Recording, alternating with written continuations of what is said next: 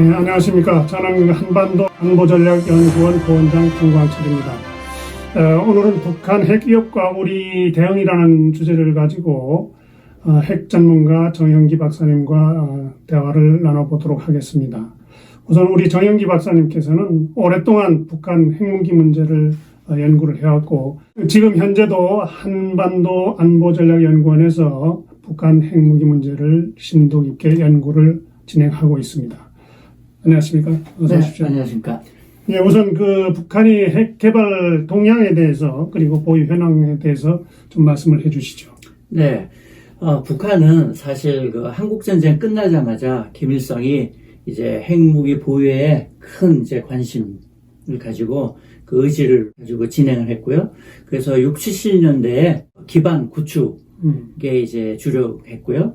그게 그 노력이 이제 80년대부터 이제 결실을 맺기 시작했습니다. 그래서 80년대에 그 북한의 그 영변이라는 데 아시죠? 그 북한 원자력 연구센터인데 네. 그 북한 핵 개발의 이제 메카죠. 그렇죠. 거기서 이제 핵무기 제조에 필요한 일련의 인프라를 이제 구축했습니다. 네. 네.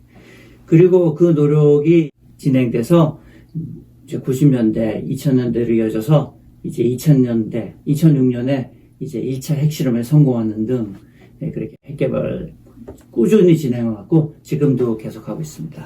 네, 좀 더 구체적으로 설명을 좀 해주실 수 있나요? 네, 그렇죠. 북한의 이제 핵시설 하면 이제 제일 먼저 떠오르는 것들이 영변에 있는 핵시설인데요. 영변에는 원자로가 있습니다. 5메가와트 원자로. 그거는 이제 핵무기 원료가 되는 플루토늄을 이제 생산하는 시설인데요. 그거가 가동되고 있고, 거기서 나온 플루토늄을 이제 추출해야 되는데, 그걸 위해서는 이제 재처리를 해야 되는데, 네. 그 재처리 시설도 영변에 있습니다. 네. 그 건물 길이가 180m 정도 되는 굉장히 큰 건물이 있습니다. 그리고 북한은 이 플루토늄 생산을 통한 핵 개발이 90년대 그 미북 합의에서 핵시설 동결의 합의함에 따라 그 플루토늄 생산은 일시 중지가 됐어요. 예, 이제 그렇죠. 그러니까 다른 대안을 찾았는데요. 그러다 보니까 이제 농축우라늄 생산에도 관심을 갖고 눈을 돌려서 90년대 이후 계속 이 분야에 노력을 이제 쏟아서 지금 영변과 평안남도 남포시 그 강선 쪽에 그 농축우라늄 시설을 건설해서 가동하고 있습니다. 예. 이제 보시는 분들의 이해를 좀 돕기 위해서 플루토늄 탄과 우라늄 탄의 그 차이라고 할까? 이런 것에 대해서도 조금 말씀을 해주시면 많은 도움이 될 것 같습니다. 네. 그 핵무기는 사실 우리가 흔히 말하는 그 핵분열 연쇄 반응을 통해서 막대한 에너지를 이제 내는데 그 에너지가 결국 폭발력으로 이어지는 거거든요. 예. 그래서 이제 핵무기의 원조가 사실 2차 대전 때 미국이 일본에 핵무기 2발을 투하했지 않습니까? 농축우라늄을 쓴 핵폭탄 하나, 플루토늄을 쓴 핵폭탄 하나를 각각 썼습니다. 그래서 그 농축우라늄탄은 1945년 8월 6일 일본 히로시마에 떨어뜨렸고요. 이제 리틀보이라는 이제 명칭을 갖고 있고, 그 플루토늄탄은 그 같은 해 8월 9일 날 일본 나가사키에 투하됐어요. 그건 이제 팻맨이라는 이름을 가지고 있습니다. 그 약간의 기술적인 차이는 있어요. 제조상의 차이를 말씀하시는 거죠? 네, 그렇죠. 만들 때 차이도 있고, 그 똑같은 핵 물질이지만 약간의 핵 반응의 차이가 있어서, 그렇습니까? 그 각자의 원료를 써서 핵무기 만들 때도 약간의 그 핵무기 설계에도 약간의 차이가 있습니다.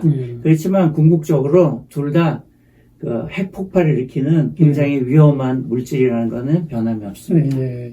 그러면 지금 북한이 그 핵무기를 보유하고 있는데 그 핵무기의 위력이라고 할까 이런 것에 대해서도 좀 설명을 해주실까요? 네, 북한은 현재까지 이제 6회 핵실험을 해서 사실상의 이제 핵 보유국이죠. 예. 네, 그래서 이제 북한의 핵무기 보유 수준에 대해서 이제 여러 연구들이 있는데요. 전체적으로 한 4, 50개 정도의 핵무기를 보유했다고 이제 보는 것이 가장 이제 흔한 이제 평가인 것 같습니다. 네. 그래서 구체적으로 보면 북한이 핵물질을 얼마를 가지고 있느냐, 이제 그걸 추정해서 그걸 토대로 핵무기가 몇 개가 된다. 보통 그렇게 추산하고 있고요. 이제 북한이 이제 핵물질을 이제 두 가지를 갖고 있다 그랬지 않습니까? 이제 플루토늄과 고농축 우라늄. 그랬을 때 이제 북한의 그동안의 핵시설 가동 이력이나 이제 그런 걸 봐서 플루토늄은 어느 정도고, 그 다음에 고농축 우라늄은 어느 정도다. 이제 그런 걸 토대로 해서 산출함은 대충 한 4, 50개 정도로 이제 보는 것이 전 세계적으로 각 연구기관에서 이제 내놓은 숫자들이 보통 그 정도 레인지에 있습니다. 네. 그러면 그 핵무기 위력에 대해서도 구체적으로 좀 설명이 가능할 것 같은데요. 네. 북한이 총 6회에 걸쳐서 핵실험을 했지 않습니까? 네. 2006년부터 2017년까지. 그래서 1차 핵실험 때는 좀 위력이 미미했어요. 핵무기 위력함 보통 이제 어떻게 표현하냐면 킬로톤. 킬로톤은 무게 단위죠. 그 무게가 그 TNT 화약 있죠. 이제 거기에 이제 비교를 합니다. 그래서 핵실험 한번 했을 때 이것이 TNT 어느 정도 무게의 위력이다. 그래서 표현합니다. 그래서 1차 핵실험 때는 사실 1킬로톤 이하였어요. 1킬로톤 하면 1000톤이죠. 그러니까 일반 화약으로 치면 어마어마한 폭발력이지만 핵무기로 볼 때는 미미한 수준입니다. 그랬어요. 그러다가 이제 점차적으로 핵실험이 횟수가 늘수록 위력이 증가하기 시작했고, 6차 핵실험에 이르러서는 그때 이제 북한이 수소폭탄을 개발했다고 주장했는데, 그때는 한 100킬로톤이 넘었습니다. 100킬로톤이면 이제 10만 톤이죠. 네. 그래서 그 어마어마한 양이고요. 이 정도 위력이면 미국의 그 네바다에 있는 핵실험장이 있는데 거기서 과거에 이제 핵무기를 땅에 묻고 핵 폭발을 일으킨 적이 있는데 한 100킬로톤 정도의 핵 폭발을 일으켰는데 그 구덩이 크기가 깊이가 100m, 직경이 400m의 구덩이가 생겨 있습니다. 지금도 인터넷에 보시면 그거 보실 수 있을 거예요. 네, 그 정도 위력입니다. 핵무기는. 그리고 이제 살상 반경 같은 거는 10킬로톤 그 정도 수준이면 살상 반경이 1km 그 정도 수준이에요. 물론 나중에 방사능 낙진 같은 걸 따지면 더 많이 퍼지긴 하지만 그렇지만 이제 뭐 100킬로톤 아니면 1메가톤 뭐 수소폭탄들은 보통 그 정도 되면 이제 살상 반경이 10km를 훨씬 넘어서서 웬만한 대도시는 다 집어삼키게 됩니다. 네, 굉장히 참 아찔한 상황이죠. 그 우리가 핵무기를 얘기할 때에 뭐 1킬로톤이다, 10킬로톤이다, 메가톤이다 이렇게 얘기를 얼른 들으면 이거 핵무기 무게인가? 이렇게 생각할 수 있는데 전혀 그거하고는 그렇죠. 무게하고는 관계가 없는 것이죠. 그렇죠? 그건 폭발력의 단위고 실제로 핵무기는 옛날에 2차 대전 때 쓰던 핵무기는 이제 4톤 전후였어요, 무게가. 그래서 이거는 이제 폭격기에 탑재해서 투하했고, 요즘 핵무기는 훨씬 기술이 개발돼서 뭐 100kg 이하도 소형 경량화가 돼 있습니다. 그래서 참고로 가장 가벼운 핵무기는 20몇 킬로예요. 그래서 그건 박격포에도 쓸 수 있는 걸로 알려져 있습니다. 자, 그럼 북한의 그 핵무기의 위력이라든가 위협 그 역량에 대해서 이제 들어봤는데, 그러면 우리는 북한 핵에 대한 수단을 어떻게 강구해야 될까요? 우리가 상식적으로 볼 때 우리의 옆에 있는 적대적인 국가가 핵무기를 갖고 있어요. 그러면 상식적으로는 저희도 거기에 상응하는 대응을 해야겠죠. 그렇죠. 그러면 이제 흔히 말하는 뭐 자주 핵가라든지 아니면 뭐 주한미군 핵무기를 다시 들여온다든지 그렇게 해야 되는 겁니다. 그리고 심지어는 적보다 더 강력하고 많은 핵 억제력을 가져야 되는 거예요. 그래야 억제가 가능해지는 거죠. 그렇죠. 그건 상식인데요. 제약은 우리는 현재 비핵국이고요. 그 흔히 말하는 그 NPT 핵 비확산 금지 조약 회원국이고 그리고 우리가 심지어 우리 스스로가 한반도 비핵화 선언을 했지 않습니까? 그럴 때는 핵 개발을 하면 안 되는 겁니다. 그런데 이제 그 NPT 조약 10조에 보면 어떤 조건 하에서는 탈퇴를 하고 할 수 있는 것들이 보장되어 있는데 그런 거를 고려할 수는 없는 건가요? 네, 당연히 그 보장돼 있어요. 근데 그걸 결항했을 때 그 불이익이 그렇죠. 그 우리가 얻을 수 있는 이익을 훨씬 상회하기 때문에 뭐 국제사회 고립이라든지 경제 제재 등을 감안하면 못하는 거죠. 그 역대 뭐 우리 정권이 그런 생각을 안 했겠습니까? 그렇지만 결국은 이제 우리는 비핵국으로 남아 있는 겁니다. 네. 북한 핵과 관련된 그 우리 북핵 정책에 대해서도 조금 설명을 해주실까요? 네. 그 이때까지 우리는 핵위기가 90년대 1차 핵위기가 그렇죠. 왔지 않습니까? 예, 예. 그때부터 사실은 이 북한 핵 문제를 해결하기 위해서 우리 정부는 물론 또 미국과 공조하고 또 국제사회가 다 같이 손을 잡고 이 문제 해결에 뛰어들었습니다. 예. 그런데 그 대책은 근간은 이제 협상을 통한 해결. 90년대 초기에는 이제 북한의 핵시설을 폭격하겠다. 그래서 군사적인 수단으로 해결하겠다는 얘기도 있었어요. 그렇지만 그 논의는 현실화되지는 않았고 그 이후 줄곧 일관성 있게는 이제 협상을 통해서 한다. 그랬거든요. 그래서 그 근간은 북한 핵 폐기에 대해서 우리 혹은 국제사회가 대가를 제공한다. 이게 이제 하나의 프레임인 겁니다. 그런데 이것이 결국 실패한 겁니다. 그럼에도 불구하고 아직까지도 북핵 문제를 다루는 사람들의 근간에는 이런 프레임이 아직도 있어요. 그래서 여기서 탈피해야 될 필요가 있는 거죠. 또 하나 부작용은 우리가 이 프레임에 매몰되어 있으니까 자꾸 북한은 점점 그 핵 몸값이 올라가는 거예요. 인플레이션을 조장하고 있는 결과를 낳게 됩니다.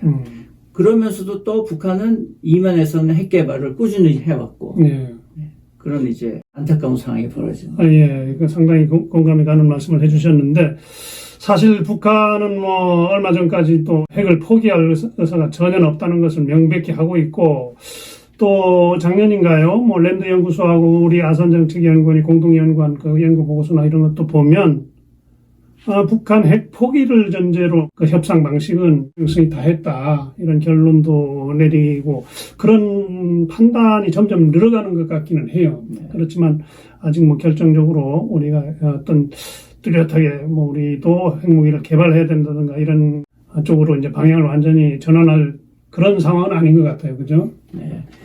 그러니까 그런 목소리가 점점 커지긴 하는데 그 문제가 뭐냐면 거기에 대한 대안이 아직 확실한 게 없는 겁니다. 그래서 앞으로 우리가 북한 핵 문제를 실효성 있게 해결하기 위해서는 현재 이 북핵 전략에서 조금 탈피해서 새로운 판짜기를 해야 될 필요가 있는 거예요.